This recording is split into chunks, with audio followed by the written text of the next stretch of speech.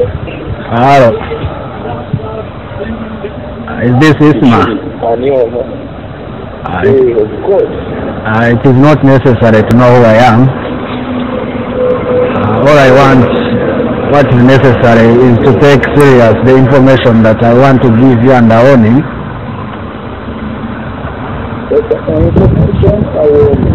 It's a warning, and I want you to take it seriously because this is not a joke. Okay, so ISMA or muntu wa government sagara weyisenga bano bahurigans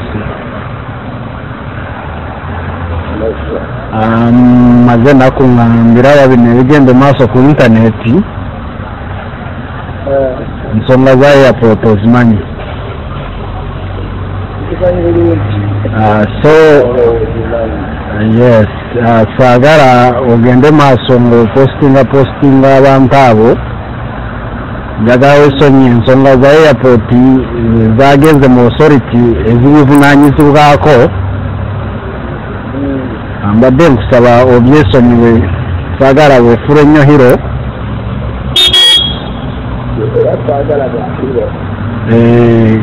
kati kirungi kuba owuliriza obubaka bwange bwebwo saagala nziremu kubira essimu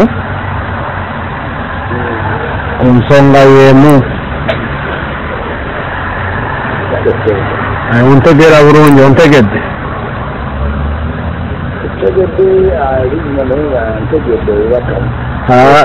ekikulu sikuntegeera ekikulu kufuna mesegi yange nsobole nte kutuuseko bulungi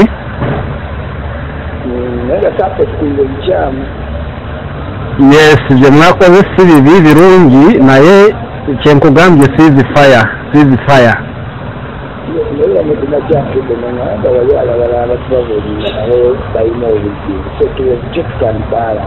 my friend obubaka bwange bwe saagala nziremu kukubira oba tosobola kufunayo warning ebirala saagala kumanya so njakola ekyetaagisa